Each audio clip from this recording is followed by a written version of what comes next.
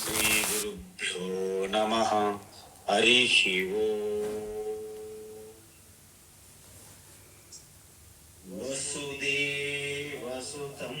దేవం కంసచానూరమర్దనం దేవకీ పరమానందం కృష్ణం వందే జగద్గురుం. తీర్త్వా మోహార్ణవం హత్వా రాగద్వేషాదిరాక్షసాం సీతా శాంతి సమాయుక్తా ఆత్మా రామో విరాజతే. ఆత్మా రామో విరాజతే. ఆత్మస్వరూప బంధుగణ భగవద్గీత జ్ఞానయజ్ఞంలో భాగంగా విభూతి యోగం 10వ అధ్యాయము చూస్తున్నాము. అయితే ముఖ్యమైన విషయం ఏంటంటే గుర్తుంచుకోవాల్సింది, ప్రతి ఒక్కటి ఈశ్వరుని యొక్క విభూతియే. అంటే మనం ఇప్పుడు దైత్యానాం అన్నారు, అంటే దైత్యులలో అసురులు, అంటే అసురులు కూడా ఈశ్వరుని యొక్క విభూతులే. కానీ ఇక్కడ పుట్టుకతో జన్మతో కాకుండా గుణం వలన బ్రాహ్మణత్వం పొందవచ్చు. ప్రహ్లాద తీసుకోండి, ఆయన జన్మతః అసురు వంశంలో పుట్టారు. కానీ ఆ జ్ఞానము, ఆ భక్తి మూలంగా, ఆ తపస్సు ఆధారంగా వారు గుణ బ్రాహ్మణుల కింద లెక్క. రావణుడు తీసుకోండి, జన్మతః బ్రాహ్మణ వంశంలో పుట్టారు. కానీ వారి కర్మ, వారి గుణం ఆధారంగా గుణ రాక్షసత్వం పొందారు. కాబట్టి జన్మ ఏంటా అనేది పెద్ద ప్రాధాన్యం కాదు. మీ గుణము, మీరు చేసే కర్మ ఎక్కువగా ప్రాధాన్యత ఉంటుంది. భగవద్గీతలో అదే చెప్పారు, చాతుర్వర్ణ్యం మయా సృష్టం గుణ కర్మ విభాగశః. గుణము కర్మ, జన్మ గురించి చెప్పలే. సో ప్రహ్లాద చూసాము. అలాగే ఈ కాలాన్ని లెక్కించే వారిలో నేను కాలతత్వమును అని చెప్పారు భగవాన్. మృగానాంచ మృగేంద్రోహం. చూడండి, అన్ని జంతువులు ఈశ్వరీభూతులే, అందులో ఎటువంటి సందేహం లేదు. కానీ మనం ఈశ్వరుని యొక్క విభూతిని ఒక ఉపాసన చేయడానికి, అంటే ఈశ్వరునితో మనం అనుసంధానం కావాలంటే ఒక ప్రత్యేకమైనటువంటి విశేషణ ఉండాలి మనకి. అందుకే ఆ జంతువులన్నిటికీ రాజు అయినటువంటి ఇంద్ర, మృగానాం ఇంద్ర, మృగేంద్ర అంటే సింహం అని అర్థం. సో సింహం యొక్క గొప్పతనం గురించి మీకు ఆల్రెడీ తెలుసు. దాని శౌర్యము, దాని శక్తి, దాని ధైర్యము, దాని బలం అంతా కూడా ఒక అద్భుతంగా ఉంటది. అందుకే ఇది లయన్ రోర్ అంటారు. జంతువుల్లో సింహం అనేది ఒక రాజుగా ఉంటది, ఒక గొప్ప జంతువు. కాబట్టి దాని ద్వారా మనం సకల జంతువులన్నీ కూడా ఆ ఈశ్వరులోనే మనం దర్శించాలి. ఉపాసన, ఇదంతా ఉపాసనకు సంబంధించినటువంటి చాప్టర్. అందువల్ల అది మనం గుర్తుంచుకోవాలి. అదేవిధంగా పక్షి అంటే ఏంటండి? రెక్కలు ఉన్నదాన్ని పక్షి అంటారు. రెక్కలు ఉంటాయి అంటే కొంతమంది అన్నారు, మరి విమానం కూడా పక్షేనా అన్నారు. ఎస్, విమానం కూడా పక్షే. ఎందుకంటే విమానం కూడా 2 రెక్కలు ఉంటాయిగా. కానీ ఈ పక్షులలో అత్యద్భుతమైనటువంటి ఒక బలమైనది, అత్యంత వేగవంతమైనది. అది సాక్షాత్తు విష్ణుమూర్తికి వాహనం. గరుడ అంటే పక్షులన్నీ ఈశ్వర స్వరూప విభూతులే. అయినప్పటికీ ఒక విశేషణాత్మకమైనటువంటి గరుత్మంతుడు నా యొక్క విభూతిగా ప్రత్యేకంగా దర్శించమని చెప్పారు. పవన పవతాం, పవతాం అంటే పవిత్రం చేసే వాటిలో మీరు మనం ముందే చూసాం. నీరు, శుద్ధమైన నీరు కూడా పవిత్రం చేస్తుంది. అగ్ని ఎంతో పవిత్రం చేస్తుంది. మన హాస్పిటల్స్లో మనకి ఇంజెక్షన్ అన్ని చేసేటప్పుడు, సర్జరీ అయితే ఆపరేషన్ చేసేటప్పుడు వాళ్ళ యొక్క ఇన్స్ట్రుమెంట్లు అన్ని కూడాను వేడి నీటిలో పెడతారు. ఎందుకు? ప్యూరిఫికేషన్. ఆ విధంగా చూసుకుంటే వాయువు అన్నిటికంటే పవిత్రం చేసేది. కానీ ఇదన్నీ కూడా విభూతుల్లో చెప్తున్నాం మనం. అది ఆత్మజ్ఞానం అనేది అన్నిటికంటే పవిత్రం చేస్తుందని చెప్పారు మన 4వ అధ్యాయంలో. నహి జ్ఞానేన సదృశం పవిత్రమిక విద్యతే. ఆత్మజ్ఞానం కంటే పవిత్రం చేసేది ఇంకేమీ లేదు సృష్టిలో. కానీ ఇక్కడ వ్యావహారికంగా లౌకికంగా చూసుకుంటే వాయువు ప్రాణశక్తి, మీకు తెలుసు కదా, లైఫ్. కాబట్టి వాయువు అనేది అత్యంత పవిత్రమైన దాంట్లో ఒకటి. శస్త్రభృతాం అంటే ఆయుధాలు ధరించే వారిలో రామ నేను నా విభూతిగా చూసారా.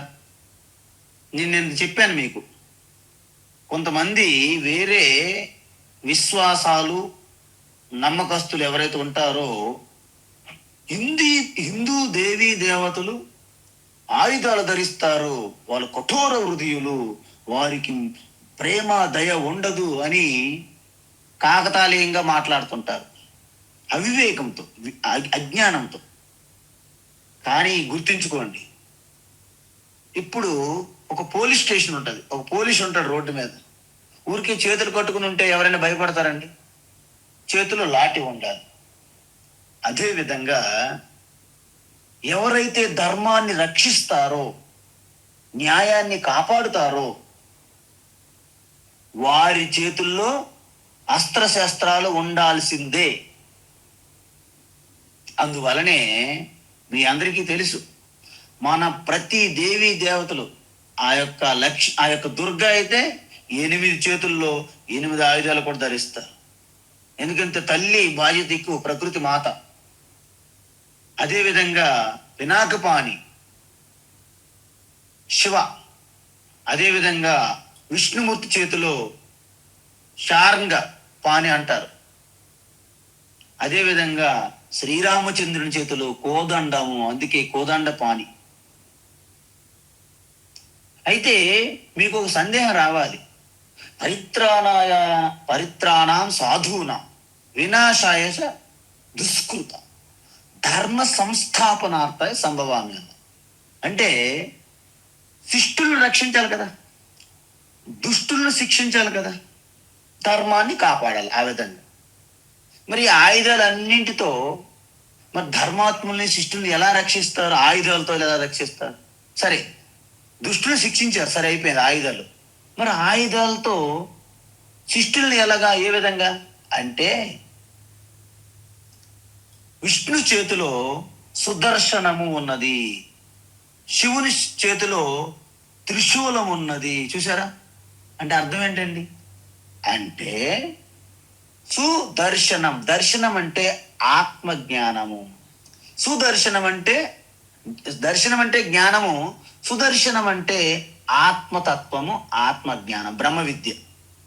అంటే మీరు ఎప్పుడైతే అనన్య చింతయంతో మా ఏజనా పర్యుపాసతే తేషాం సతతయుక్తాన భజతాం ప్రీతిపూర్వకం అని ఆ విధంగా మీరు ఉండేటప్పుడు దదామి బుద్ధి యోగం ఏదైతే ఉందో అదే సుదర్శనం, అభయహస్తం, అదే మోక్షానికి కారణం అనేది అనుగ్రహిస్తారు.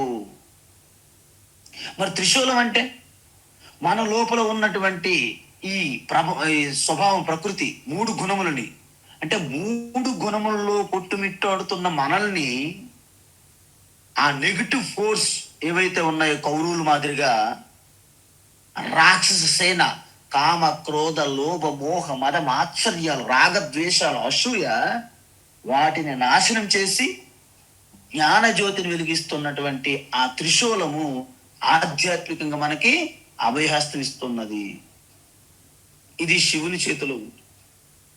సో ఈ విధంగా భక్తులకి ఆశీర్వాదము, అనుగ్రహము, ఎవరైతే అసురులు ఉంటారో వారికి శిక్ష ద్వారా. ఏంటా శిక్ష? మొట్టమొదటిసారిగా సామము వినలే, దానము వినలే, భేదం వినలే, చివరికి ఏమవుతుంది? దండనే దయ అవుతుంది అన్నారనమాట.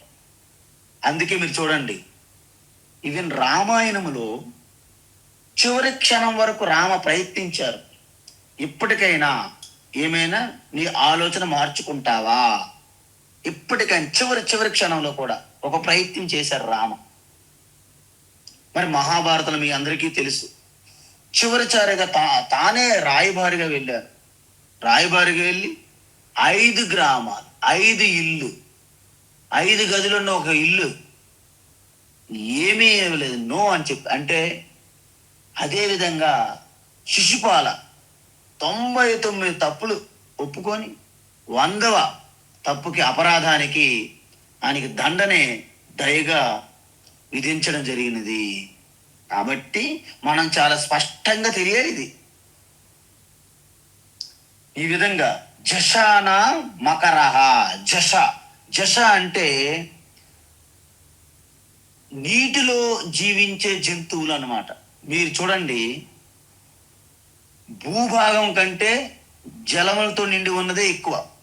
అది 2 వంతులు అయితే, 1 వంతు భూమి అయితే 2 వంతులు జలము కింద ఉన్నది. అందువలన భూమి మీద ఉన్న జంతువుల కంటే చాలా ఎన్నో రెట్లు పెద్దవి నీటిలోనే ఉన్నాయన్నమాట. అందువలన మకరహ అంటే, ఇక్కడ మకర అంటే మనకి మొసలనే కాకుండా ఏ ఏ ఎంత పెద్ద జంతువు నీటిలో ఉందో దాన్ని తీసుకోవచ్చు మనం ఇక్కడ. అంటే ఏంటి? నీటిలో ఉన్న జంతువులన్నీ ఈశ్వర విభూతులు అయినప్పటికీ దాంట్లో పెద్ద జంతువు ఏదైతే ఉందో అది నా యొక్క విభూతి. అదేవిధంగా శస్త్రాలు అస్త్రాలు ధరించే వారందరూ ఈశ్వర విభూతులు అయినప్పటికీ రామ నా యొక్క విశేషమైనటువంటి విభూతి అని చెప్పారన్నమాట. అదేవిధంగా స్రోతసాం అంటే ప్రవహించే వాటిలో జాహ్నవి. ఇంతకుముందు మనం చూసాం, 2 కథలు కూడా చెప్పాం గంగావతారం. గంగ ఎందుకంత ప్రాధాన్యం అంటే, ఆ రోజుల్లో స్వర్గములో దేవతలకు కూడా ఎంతో మాలిన్యం అంటుకుంటే గంగ ద్వారే పావనమయ్యింది. తరువాత భూమి మీదకి వచ్చి భూలోకం పావనం చేసింది. అదేవిధంగా పాతాళ లోకములో ఉన్నటువంటి సగరులు వారికి కూడా పరమగతి చేయడానికి, అందించడానికి భగీరథ పాతాళ లోకానికి కూడా గంగను తీసుకుని వెళ్ళారు. ఇప్పటికీ చూడండి, గంగలో స్నానం చేస్తే మీ పాపాలు నాశనం అవుతాయి అంటారు. అందువలన ఈ గంగ చాలా గొప్పది. ఎందుకు? గంగ అంటే జ్ఞానము అని అర్థం. అందుకే హిమాలయాల్లో 4 ధామ్ అంటారు. 4 ధామ్ అంటే 4 ధాములు. ఏంటి? మొట్టమొదటి యమునోత్రి అంటే భక్తి, అంటే ఉపాసన, ఈశ్వరుని మీద ప్రేమ, అచంచలమైనటువంటి భక్తి. ఆ భక్తి భావానికి పరాకాష్ట యమునోత్రి. తర్వాత ఎక్కడికి వెళ్తాం మనము? తర్వాత కేదార్నాథ్. కేదార్నాథ్ అంటే ఏంటి? పూర్తిగా బ్రహ్మ సత్యం జగన్మిథ్య జీవో బ్రహ్మైవ నాపర. అంటే ఈ యొక్క తుచ్చమైనటువంటి నామరూపం క్షణికము, దాన్ని విడిచిపెట్టడమే వైరాగ్య తత్వం. సో వైరాగ్యానికి పరాకాష్ట విగ్రహ స్వరూపమే కేదారి బాబా, కేదార్నాథ్. తరువాత కేవలం వైరాగ్యంతో పని కాదు, మీ యొక్క స్వరూప తత్వం తెలియాలి అంటే గంగోత్రి అంటే జ్ఞాన గంగ అంటారు. తరువాత ఇక మోక్ష స్థితి, ఆత్మస్థితి, అది బద్రీనాథ్. ఇది 4 ధాముల గురించి చెప్తారు. అయితే ఇక్కడ గంగా నదికి, గంగా జలానికి, ఆత్మజ్ఞానానికి పోలికలు ఉన్నాయి, చాలా పోలికలు ఉన్నాయి.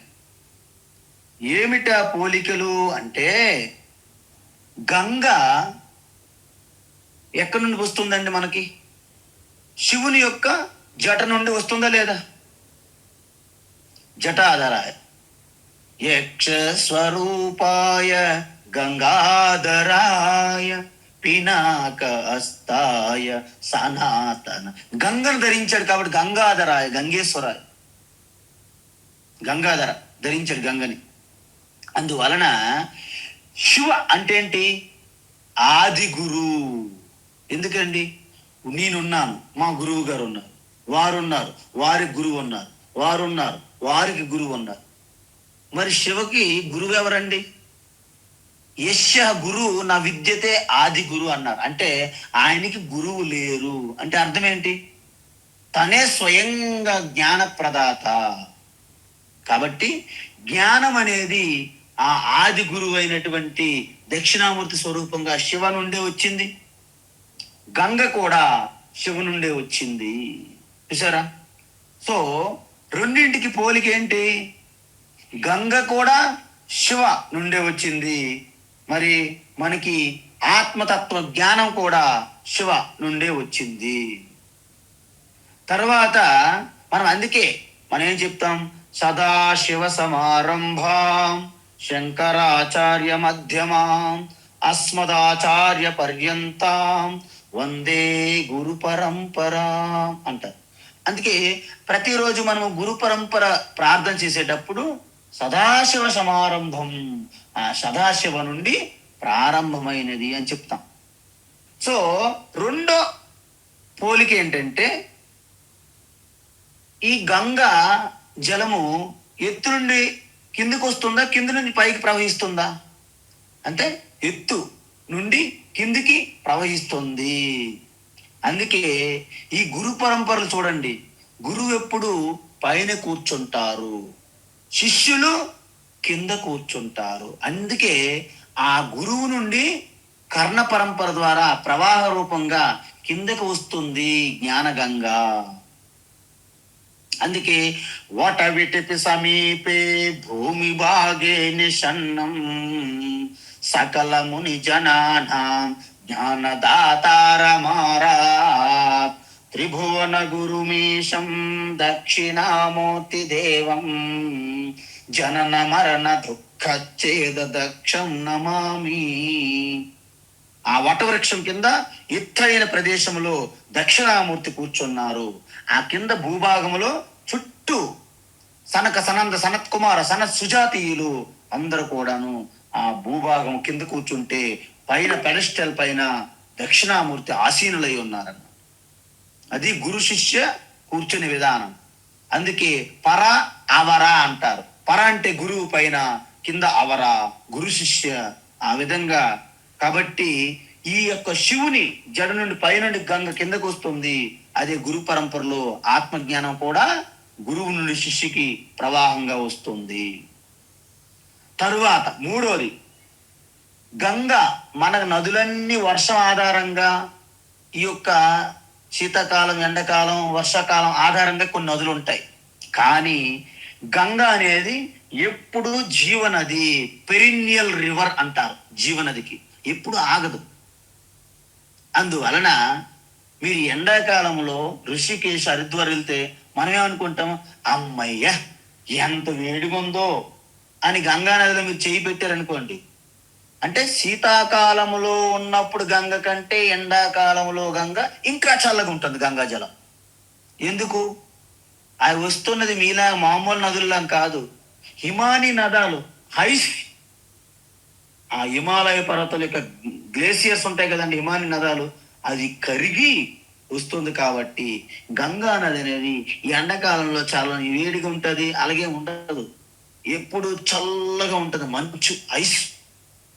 కాబట్టి ఆ గంగ ఎలాగైతే నిరంతరం ప్రవాహం ఉంటుందో, ఈ బ్రహ్మ విద్య కూడా నిరంతరం perineal flow of from Guru to శిష్య అంటారు.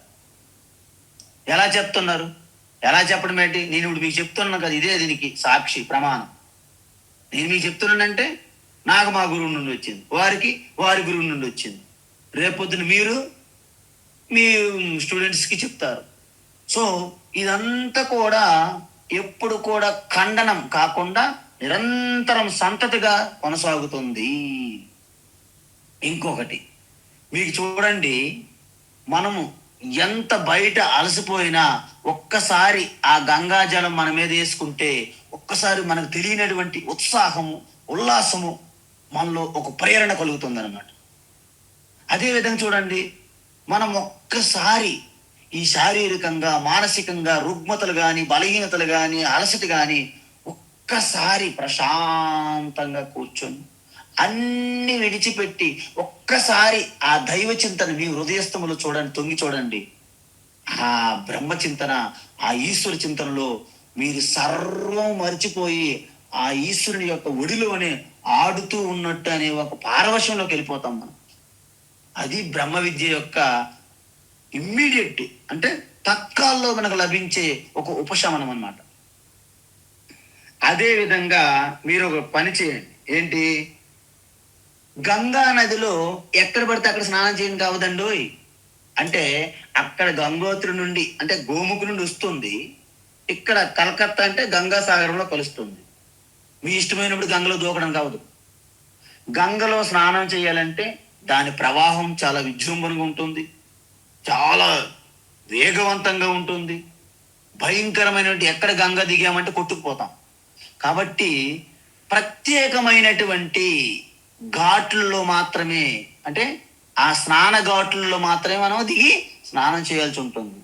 అదేవిధంగా బ్రహ్మ విద్య కూడా మార్కెట్లో ఎక్కడికక్కడ దొరికేది కాదు. ఒక అథెంటికేట్, ఒక కాంపిటేట్, అంటే ఒక కాంపిటేట్ అంటే ఒక శక్తి, ఒక పొటెన్షియల్, ఒక అథారిటీ, ఒక శ్రోత్రియ బ్రహ్మనిష్ట, అలాంటి గురు శిష్య పరంపర నుంచి వచ్చిన వారి దగ్గర మాత్రమే మీకు బ్రహ్మ విద్య లభ్యమవుతుంది. అందుకే ఈ మార్కెట్లో ఎక్కడికక్కడ ఈ సెల్ఫ్ డిస్క్, ఈ యొక్క రిసెప్షన్ లాగా ఎక్కడికక్కడ పెట్టుకొని క్యాంపులు, ఇలాంటి పెద్ద పెద్ద సంస్థలు నడుపుతున్నాయి చూడండి. అది వాస్తవానికి అది బ్రహ్మ విద్య కాదు, అది భ్రమ విద్య. కాబట్టి బ్రహ్మ విద్య అనేది అంత ఆశామాషి కాదు. అదేవిధంగా మీరు గంగలో స్నానం చేస్తే మీకు ఎలాగైతే ఒక పవిత్రంగా చేస్తుందో, ఈ యొక్క జ్ఞానగంగలో గనక మీరు నిజంగా మునిగితే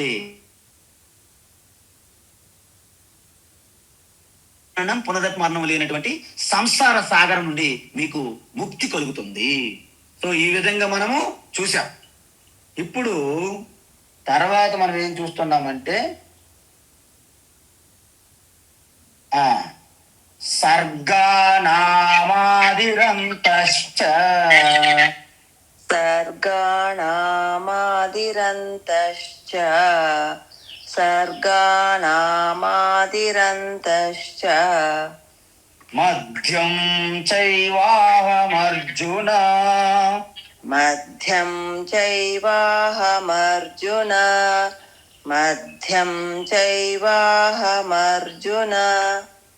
అధ్యాత్మ విద్యా విద్యానాం అధ్యాత్మ విద్యా విద్యానాం అధ్యాత్మ విద్యా విద్యానాం వాద ప్రవదతామహం వాదః ప్రవదతామహం వాదః ప్రవదతామహం సర్గానామాదిరంతశ్చ మధ్యం చైవాహమర్జున సర్గాణామాదిరంతశ్చ మధ్యం చైవాహమర్జున సర్గాణామాదిరంతశ్చ మధ్యం చైవాహమర్జున. అధ్యాత్మ విద్యా విద్యానాం వాద ప్రవదతామహం. అధ్యాత్మ విద్యా విద్యానాం వాదః ప్రవదతామహం. అధ్యాత్మ విద్యా విద్యానాం వాదః ప్రవదతామహం. ఉత్తమం. అయితే మీరు ఒకటి గమనించారనుకోండి, మీకు గుర్తుందో లేదో, విభూతులు మనకి భగవాన్ కృష్ణ ప్రారంభించినప్పుడు 20వ శ్లోకంలో ఏం చెప్పారు? ఎవరికైనా గుర్తుంటే ఒక్కసారి గుర్తు చేసుకోండి. అహమాత్మా గుడాకేశ సర్వభూతాశయ స్థిత. చూసారా? తర్వాత అక్కడ ఏమన్నారు? అహం ఆదిత్య భూతానా అంత ఏవచ. చూసారా? అది గుర్తుంచుకోవాలి, ఇంపార్టెంట్ అది. ఎందుకంటే ఆ శ్లోకంలో భగవాన్ ఏం చెప్పారంటే అహం ఆదిత్య మధ్యం చ భూతానా అంత. అంటే ఇది రిపీట్ చేసినట్టున్నది కదా, అనిపిస్తుందా లేదా మీకు? అంటే అర్థం ఏంటంటే ఇంతకు ముందే చెప్పింది మళ్ళీ ఎందుకు చెప్తున్నారు భగవాన్ అంటే, మనకి ఎక్కడైనా శాస్త్రాల్లో చెప్పింది మరొకసారి చెప్పారనుకోండి, దాన్ని పెద్ద పొగడరు, దాన్ని దోషంగా భావిస్తారన్నమాట. పునరుక్తి దోషం అంటారు. అందువలన ఇక్కడ సర్గాణామాది అంతః అంటే మధ్యం చ అంటే సృష్టి అనేది 2 విధములుగా ఉంటుంది. ఎలాగా? దేశ కాల అంటే ఒక ప్రదేశం, దేశము, 2 సమయం, ఈ రెండింటి ఆధారంగా సృష్టి జరుగుతుంది. ఎందుకు? మాయా కల్పిత దేశ కాల కలనా వైచిత్ర్య చిత్రీకృతం అని దక్షిణామూర్తి స్తోత్రములో భగవాన్ శంకరాచార్య ఎలా చెప్పారంటే, ఈ మాయ అంటే శుద్ధ చైతన్యాన్ని ఆసరాగా, అధిష్టానంగా, ఆధారంగా తీసుకొని ఎలాగైతే తెరని ఆసరాగా తీసుకొని సినిమా ఎలాగైతే ప్లే అవుతుందో, ఆ శుద్ధ చైతన్యం శుద్ధ బ్రహ్మ పరాత్పర రామ కాలాత్మక పరమేశ్వర ఆ రామ ఆత్మారామ శుద్ధ చైతన్య ఆసరాగా తీసుకొని ఈ మాయాశక్తి దేశము కాలము అనే రెండింటిని జస్ట్ అలాగా ప్రొజెక్ట్ చేసి సృష్టి చేస్తుంది. అంటే ఈ దేశము కాలము అనే 2 కాంటెక్స్ట్. అందువలన ముందు మనకు చెప్పినది అహం ఆదిశ్చ మధ్యం చ భూతానాం అంత అంటే సృష్టి స్థితి లయ. సృష్టి స్థితి లయ స్వరూప తుముహో అనాది రూప తుమి హో బ్రహ్మ తుమి హో విష్ణు తుము హో శంకర రూప. అంటే సృష్టి అనేటప్పుడు బ్రహ్మ, స్థితి అనేటప్పుడు విష్ణు, లయ అయినప్పుడు ప్రళయం అయినప్పుడు రుద్ర శివ. ఈ మూడింటిని కూడా ఆ సృష్టి స్థితి లయ ఆ 3 కూడా నేనే అంటున్నారు భగవాన్. అదే విధంగా మనము త్రిలోకాలు అంటాం మనం. అంటే పాతాళ లోకము, మధ్యలోకము, స్వర్గాది లోకాలు ఏవైనా ఉన్నాయనుకోండి. అంటే ఇవేంటి? దేశం అంటే ప్రదేశం బట్టి మనము 3 లోకాలుగా మనము విభజిస్తున్నాం. అంటే సృష్టి స్థితి లయ కాలములో వచ్చినవి ఆ 3 నేనే అయినప్పుడు ఈ దేశానికి సంబంధించినటువంటి ముల్లోకాలు కూడా నా విభూతియే అని చెప్తున్నారు భగవాన్. అందువలన ఇక్కడ సర్గానాం ఆది మధ్యం అంతః అంటే మనం ఏం అర్థం తీసుకోవాలి అంటే, అక్కడ కాల విషయంలో సమయం ఆధారంగా మనము సృష్టి స్థితి లయ తీసుకునేటప్పుడు ఇక్కడ ప్రదేశం అంటే దేశం ఆధారంగా పాతాళ లోకము, మత్స్యలోకము, భూలోకము, స్వర్గాది లోకాలు అంటే అన్ని లోకాలు పరమాత్మకు విభూతులే అని అర్థం. తర్వాత విద్యానా విద్యలన్నింటిలో అధ్యాత్మ విద్య, చూసారా, ఇది ఇంపార్టెంట్. ఎందుకు? మనకు 9వ అధ్యాయంలో ఏం చెప్పారు? రాజ విద్య, రాజగుహ్య యోగం అంటారు. ఇది రహస్యమైనది, విద్యల్లో రాజు లాంటిది, రాయల్ సైన్స్. అందువలన ఎందుకు ఈ స్టేటస్ ఇచ్చారు అంటే శ్రీకృష్ణునికి ఇష్టమనే కాదు. ఎందుకు కాదంటే, మీరు ఈ సృష్టిలో అంటే 64 విద్యలు అంటారు, 64 విద్యలు. ఈ 63 విద్యలు కూడా 64 విద్యలు లయమైపోతున్నాయి. ఎలా? నదులన్నీ ప్రవహించి చివరికి సముద్రంలో ఎలాగైతే కలిసిపోతాయో, ఈ సకల కళలన్నీ కూడా, విద్యలన్నీ కూడా ఆత్మ విద్య లేదా అధ్యాత్మ విద్యలో లయమైపోతాయి. హౌ? ఎలా అంటే, మీకు ఈ ఆత్మ జ్ఞానం తప్ప ఏ జ్ఞానమైనా మీరు చదువుకోండి, సైన్స్ అండ్ టెక్నాలజీలో chemistry, physics, mathematics, geography, history, political science, cosmology, మీరు space science, rocket science, whatever, ఏది మీరు నేర్చుకున్నా, పొయిట్రీ, సాంస్క్రిట్, కల్ప, శిక్ష, వ్యాకరణం, ఛందస్సు, జ్యోతిష్, ఏది చదివినా, ఎన్ని చదివినా అన్ని కూడా మీకు సంసారంలో మరకంత పుష్టి చేకూరుస్తుంది. అందువలన ఎక్కడ ఉన్న గొంగలు అక్కడే అన్నట్లుగా హిరణ్యకశిపుడైనప్పటికీ, రావణుడైనప్పటికీ, రావణుడు కూడా చాలా గొప్ప భక్తుడు అంటారు, శివభక్తుడు అంటారు, అన్ని భాష వ్యాకరణాలు శాస్త్రాలు చదివిన వాడు అంటారు. కానీ ఆత్మజ్ఞానం, అధ్యాత్మ విద్య లేనందువలన పతనమైపోయాడు. అందువలన మనం ఎక్కడ ఉన్నా సంసారములో అలాగే ఉంటాము. అధ్యాత్మ విద్య అనేది మీకు సంసారం నుండి విముక్తి కలిగిస్తుంది. ఉదాహరణ పెద్ద బాగోదు, కానీ ఏదో ఒకటి చెప్పాలి కాబట్టి చెప్తున్నా. మీకు ఒక లోకల్ జైలు నుండి బెయిల్ ఇప్పించి సెంట్రల్ జైలుకి పంపిస్తారు. సెంట్రల్ జైలు ఇక్కడ చర్లపల్లి నుండి తీహార్ జైలు ఢిల్లీకి పంపిస్తారు. మీకు ఎక్కడ పంపిస్తున్న జైలేగా, మీకు స్వేచ్ఛ ఎక్కడ ఉన్నది? అలా కాకుండా మీకు పూర్తిగా జైలు నుండి మీకు నేరం కాదు రుజువైంది, మీరు నేరం చేయలేదు, రుజువైంది, అప్పుడేమైంది? మీకు పూర్తిగా రిలీజ్, జైలు నుండి విడుదల. సో దానికి జైలు నుండి జైలుకి మార్చడానికి తేడా ఉందా అంటే, మీరు ఆత్మజ్ఞానం, అధ్యాత్మ విద్య తప్ప మీరు ఏది చదివినా, ఏమి తెలుసుకున్నా, ఏం చేసినా మీరు సంసార చక్రంలోనే ఉంటారు. మీరు చూడండి, ఒక ఆవు ఉంది, దానికి ఒక 30 మీటర్లు ఒక తాడు కట్టాం అంటే, ఆ తాడు ఎంత పరిధిలో పొడవు ఉన్నదో ఆ పొడవు భాగం అంతా తాడుకు ఫ్రీ, స్వేచ్ఛ. కానీ ఆ 30 మీటర్ల పొడవు కంటే ఎక్కువ దూరం ఆవు వెళ్ళలేదు.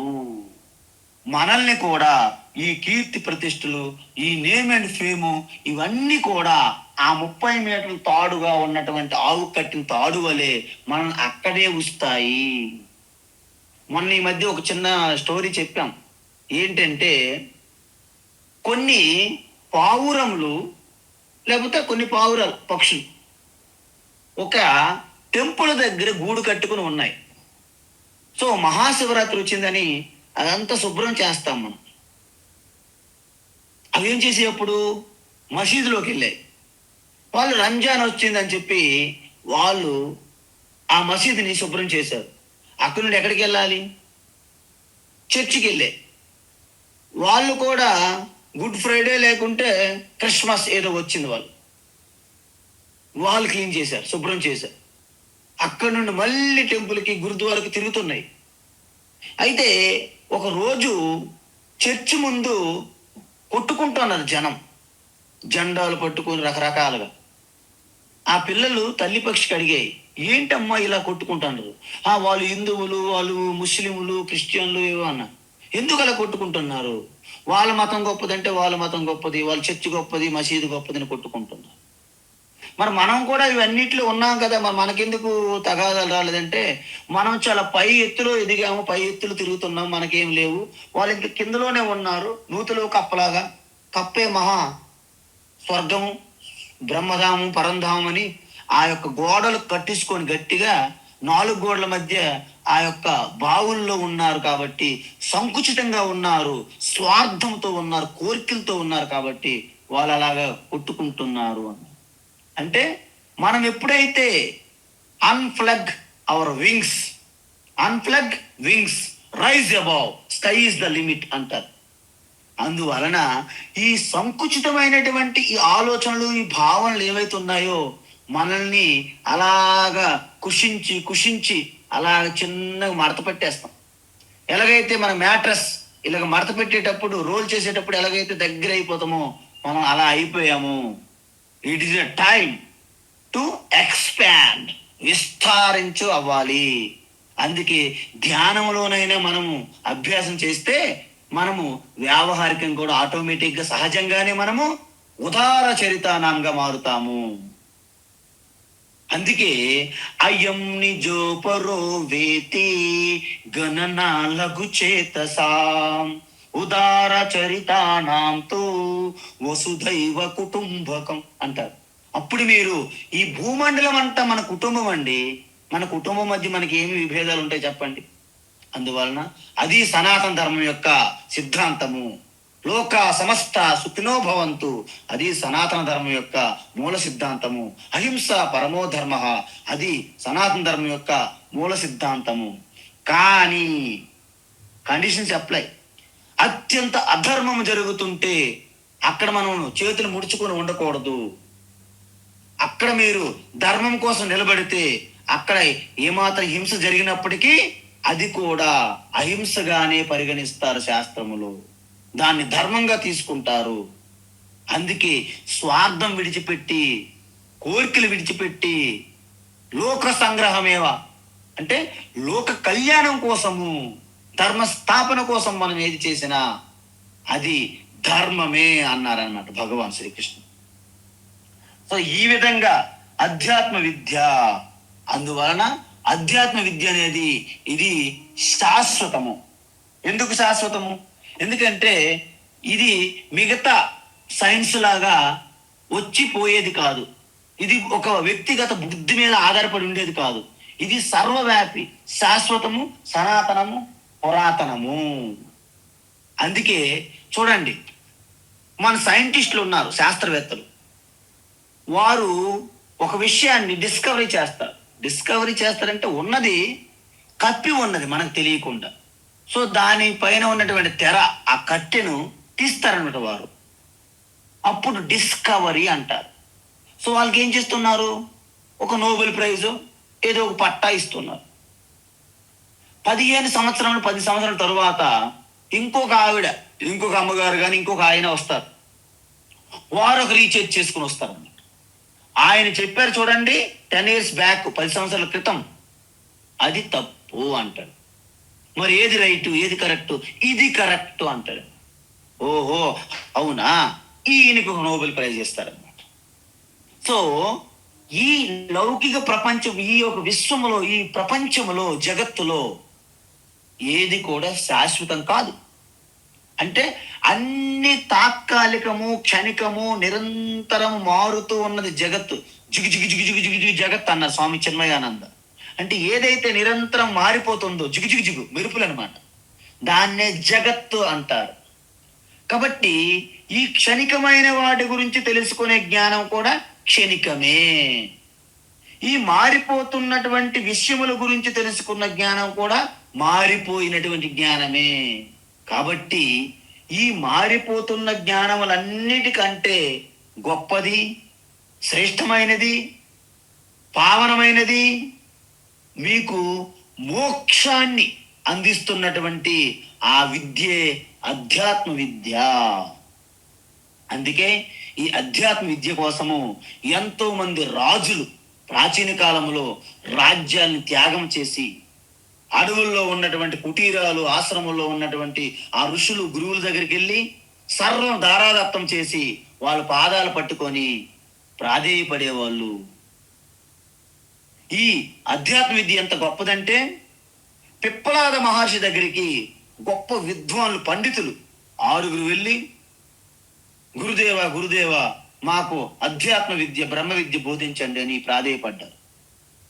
పిప్పలాద మహర్షి అన్నారు, నాయన మీరు వచ్చి అడిగినంటనే చెప్పడానికి ఇదేమైనా అబిట్స్లో కోటిలో ఉన్నటువంటి వస్తువు కాదు. మీరు మా ఆశ్రమంలో 1 సంవత్సరం పాటు అత్యంత నిష్ఠతో బ్రహ్మచర్యం పాటించి ఆశ్రమ సేవ చేస్తూ మీరు పవిత్రులై యోగ్యత మీరు సాధించినట్లయితే సంవత్సరం తరువాత మీరు అడిగే ప్రశ్నలకు నేను సమాధానం చెప్తాను అని అన్నారు. ఆ విధంగా సంవత్సరం పాటు అత్యంత నిష్ఠతో జిజ్ఞాసతో ముముక్షులుగా ఆ అత్యంత సేవ బ్రహ్మ తపస్సుతో ఉండి సంవత్సరం తర్వాత వారు ప్రశ్నలు అడిగారు. ఆ ప్రశ్నలన్నింటికీ సమాధానపరిచి వారు ఆత్మనిష్టలోకి వెళ్ళేటట్లు చేశారు పిప్పలాద మహర్షి. ఇది ప్రశ్నోపనిషత్ అంటారు. సో ఈ విధంగా అధ్యాత్మ విద్య గురించి చెప్పాలంటే మీకు ఎన్నో దృష్టాంతాలు సంఘటనలు ఉన్నాయి. జ్ఞానశ్రుతి అనే ఒక అతను లోకానికి ఖ్యాతి అన్నదాతగా, ఆయన యొక్క ఖ్యాతి 3 లోకాలకు కూడా వ్యాపించిందంట. ఒకసారి 2 ఋషులు హంసలుగా మారువేషంలో వెళ్తూ ఆయన రాత్రిపూట రెస్ట్ తీసుకుంటుండ ఆయన బంగళా పైన. ఒక హంస అన్నదంట, హే జ్ఞానశ్రుతి పడుకున్నారు, ఆయన పైనుండి వెళ్ళకు, ఆయన యొక్క ఖ్యాతి ప్రకాశం ఆయన శక్తి వర్చస్సు యందు నీవు భగ్నమైపోతావు, మసైపోతావు అన్నారు. అయితే వెంటనే హంస అన్నది, ఊరుకో నీకేం తెలుసు, జ్ఞానశ్రుతి అంతా ఈయన గొప్పతనం కంటే, ఈయన పుణ్యఫలం కంటే, రైక్కువ కంటే ఈయన గొప్పోడా? రైక్కువ ఎవరు? రైక్కువ అనేవాడు బ్రహ్మవేత్త. ఈ సృష్టిలో ఎవరు ఎన్ని పుణ్యాలు చేసినా, ఎన్ని పుణ్య కార్యక్రమాలు చేసినా ఆ పుణ్యమంతా రైక్కువకు వెళ్తుంది. ఎలా నదులు నీళ్ళన్నీ, వర్షపు నీళ్ళన్నీ కూడాను నదులు ఎలాగ సముద్రంకి ఎలాగ చేరుకుంటాయో ఆ విధంగా రైక్కువ గొప్పవాడు అన్నారు. అప్పటి నుండి జ్ఞానశ్రుతికి నిద్ర పట్టలేదు. ఇక రైక్కువ గురించి అన్వేషించి తిరిగి తిరిగి తిరిగి చివరికి కనిపెట్టి, నా రాజ్యము అన్ని నీకు దారాదత్తం చేస్తాను ప్రభు, మీ యొక్క ఆ జ్ఞానాన్ని నాకు బోధించండి అన్నారు. ఆఖరికి ఆవులు, గోవులు, బంగారము, తన కూతుర్ని కూడా తీసుకుని వెళ్ళి మీ సేవకురాలుగా వాడండి, నేను నీ పాదాక్రాంతమై ఉన్నాను, మీ పాదాల వద్ద ఉన్నాను, నాకు బ్రహ్మ విద్య బోధించండి అని ఇలా చెప్పినటువంటి రాజులు ఎంతో మంది ఉన్నారు, సమ్రాట్ చక్రవర్తి. అందుకే ఛత్రపతి శివాజీ అయినా, కృష్ణదేవరాయలైనా, ఎవరైనప్పటికీ ఆ యొక్క గురువు ప్రవేశించారంటే వాళ్ళు సింహాసనం నుంచి లేచి లేవాల్సిందే, పరుగు పరుగున వచ్చి గురువు గారి పాదం వద్ద పడాల్సిందే. ఎందుకు? ఆ బ్రహ్మ విద్య మహిమ, అధ్యాత్మ విద్య గొప్పతనం. అందువలన ఎన్ని విద్యలు ఉన్నప్పటికీ నారద మహర్షి మీకు తెలుసు, ఆయనకి తెలియని విద్య అంటే ఏం లేదండి భూమి మీద. కానీ ఆత్మ విద్య మాత్రం లేదు. ఆయన ఎంతో శోకముతో సనత్ కుమార్ దగ్గరికి వెళ్ళారు. అందువలన ఆయన అన్నారు, నీ విద్యలన్నీ పక్కన పెట్టి నీ యొక్క ఆత్మస్వరూపం తెలుసుకుంటే నీకు పూర్తిగా శోకము నుండి బయటపడతావని చెప్పారు. అందువలన విద్యలన్నిటిలో కూడాను అధ్యాత్మ విద్య గొప్పది కాబట్టి అది నా విభూతిగా గుర్తించు అర్జున అని చెప్పారు. తర్వాత ప్రవదతాం అహం వాదః అంటే ఎక్కడైతే ఈ డిబేట్స్, ఆర్గ్యుమెంట్లు, విచారణ, టీచింగ్ ఇవన్నీ అనేక రకాలుగా ఉంటాయి వాదనలు, వాటన్నిటిలో వాదః లేదా సంవాద రూపము నేను అని చెప్తూ రేపు క్లాసులో ఈ వాదం సంగతి, ఎన్ని రకాల వాదనలు ఉన్నాయి అవి చెప్పి, అలాగే ముందుకి మరొక 2-3 డేస్లో ఈ యొక్క విభూతి యోగం అనేది పూర్తవుతుంది. తరువాత క్లైమాక్స్ అంటే 11వ అధ్యాయంలో విశ్వరూప సందర్శన యోగంలోకి మనము ప్రవేశిస్తాం. హరి ఓం తత్సత్. సర్వం శ్రీకృష్ణార్పణమస్తు.